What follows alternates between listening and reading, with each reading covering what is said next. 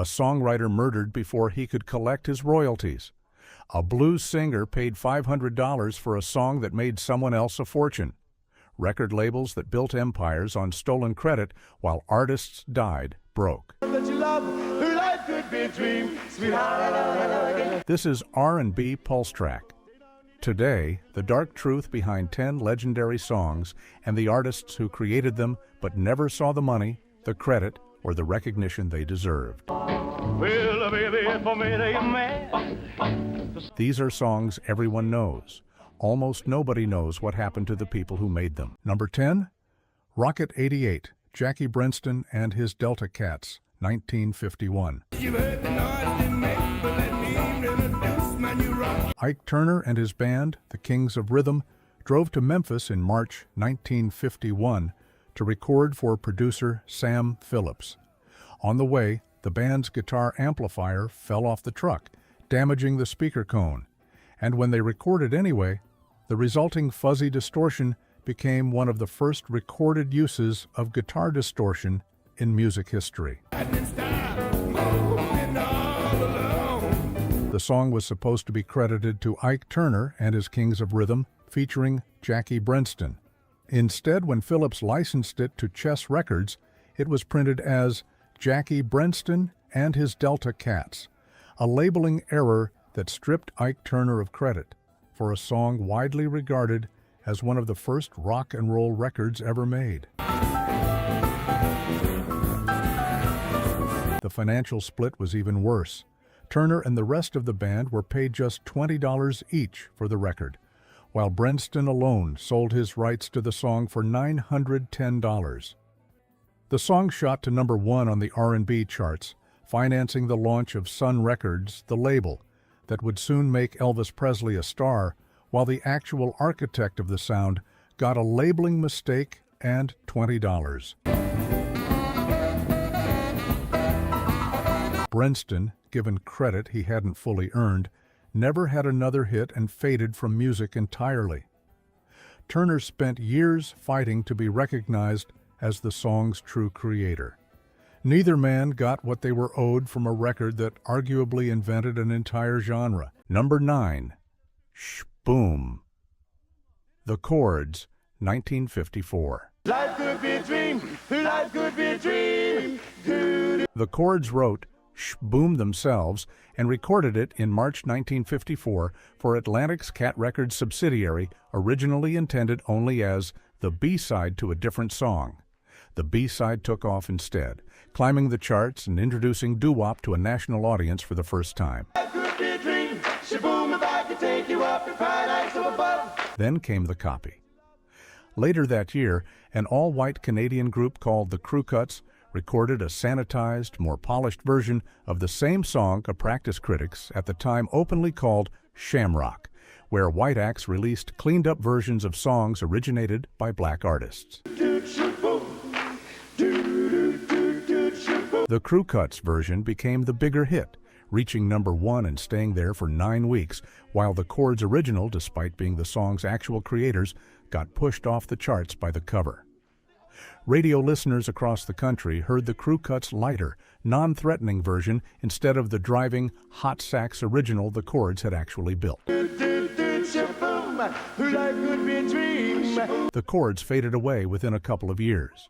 The Cooke's built a career on repeating the formula, covering other black artists' songs for a white pop audience.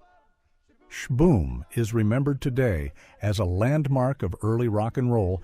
Most people who hum it have no idea which version was actually first. Number 8, Hound Dog, Big Mama Thornton, 1953. Big Mama Thornton's original recording of Hound Dog, written specifically for her by a young Jerry Lieber and Mike Stoller, became a massive R&B hit, spending 7 weeks at number 1 and selling over 500,000 copies, all without any radio airplay on white stations.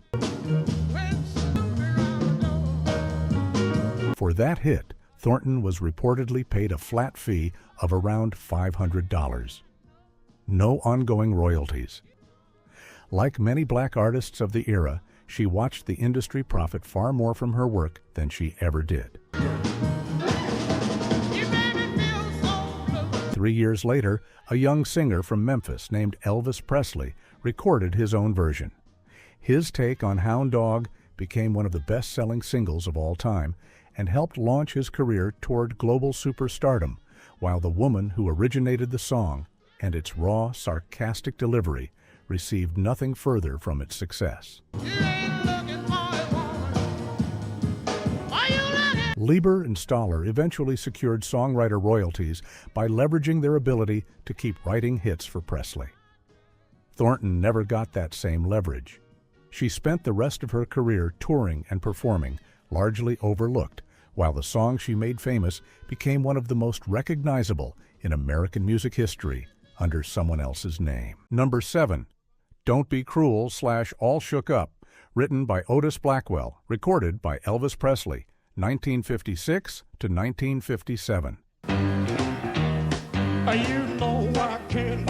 Elvis Presley heard the demo and wanted to record it, but there was a catch.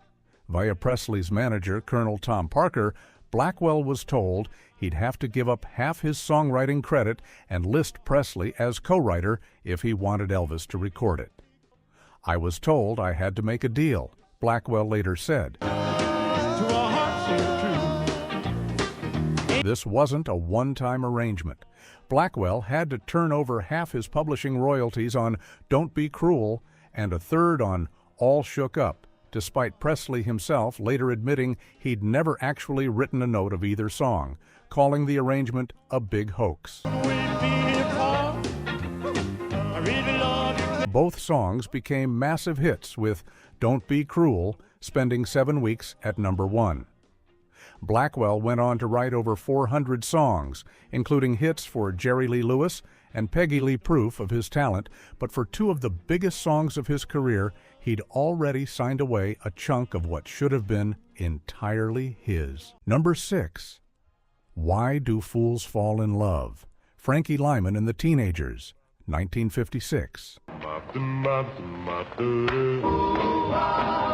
Frankie Lymon was 13 years old when Why Do Fools Fall in Love made him a star, the song that would define his entire tragically short life. Label owner George Goldner credited himself as a co-writer of the song and reportedly told the actual teenage songwriters that only 2 names were allowed on the credit and that they weren't entitled to anything. When Goldner later sold his companies to music industry figure Morris Levy, Levy's name replaced Goldner's as co-writer on the song, despite having no involvement in actually writing it. Lyman's career collapsed by the time he was 18. On February 28, 1968, he was found dead of a heroin overdose in his grandmother's Harlem apartment.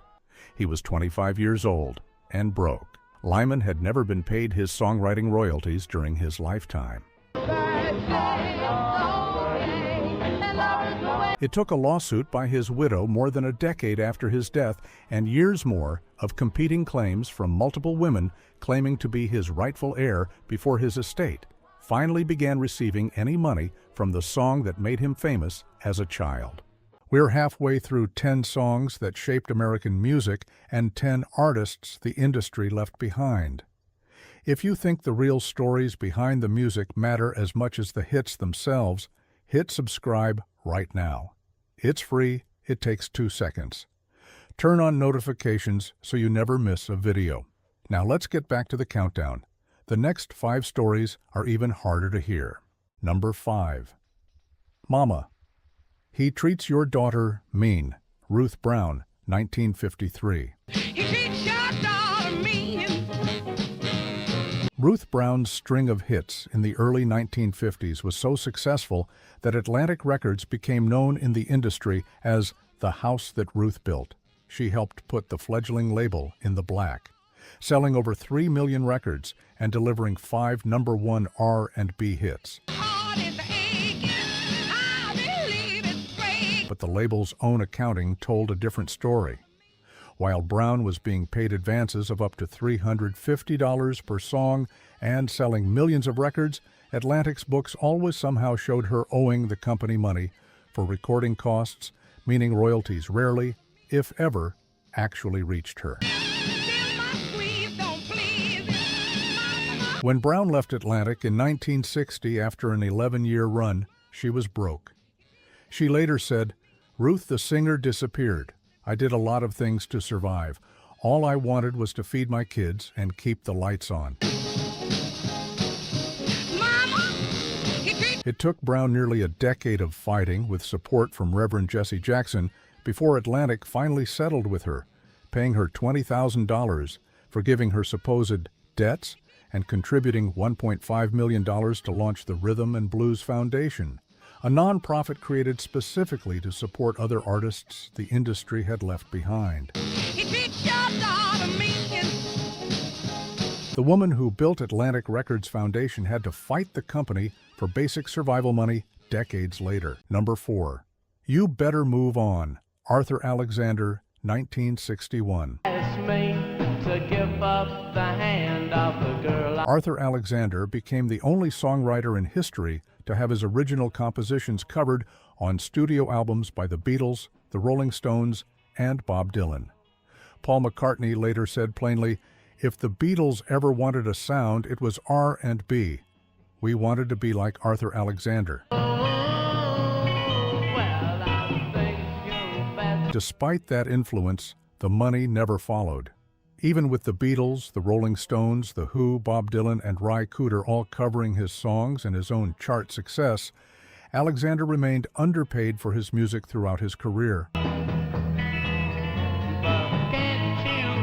By the late 1970s, the man who'd shaped the sound of the British invasion had walked away from music entirely. Alexander took a job as a bus driver for a social services agency in Cleveland, Ohio, a career switch most of his passengers likely never connected to the man behind songs the Beatles and Rolling Stones had once idolized.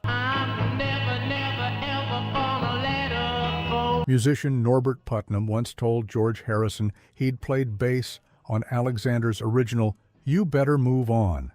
Harrison reportedly replied, "If I phoned Paul up now, he'd come over and kiss your feet." That's how much the Beatles revered him, and it still wasn't enough to keep Arthur Alexander out of poverty. Number 3. Bo Diddley and the Chess Records Contract, 1955 onward. Bo Diddley signed with Chess Records' Checker subsidiary in 1955 and created a rhythm, the Bo Diddley beat, so influential it became one of the most imitated patterns in all of rock and roll. His debut single stayed on the R&B charts for 18 weeks.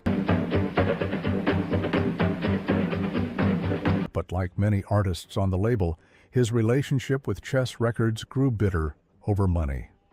Diddley told Rolling Stone magazine in 1987, "My records are sold all over the world, and I ain't got a F-ing dime."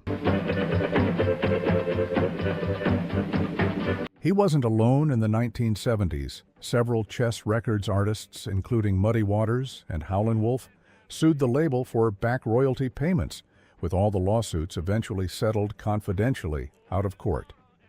Diddley himself called his deal with Chess a contract. Bo Diddley influenced the Rolling Stones, the Beatles, and nearly every guitar-driven rock act that followed him when the Beatles first toured America. Paul McCartney specifically asked to meet Bo Diddley and Muddy Waters. The artists who built the sound weren't the ones who got wealthy from it. Number 2. Florence Ballard and the Supremes, 1967. Florence Ballard co-founded the Supremes as a teenager and sang lead on the group's earliest recordings before Motown began steadily shifting focus toward Diana Ross. In July 1967, just before a show at the Flamingo Hotel in Las Vegas, Motown chief Berry Gordy reportedly told Ballard directly, "If you go on stage, I'll throw you off." She didn't go on. A replacement singer wore her clothes and performed in her place that night.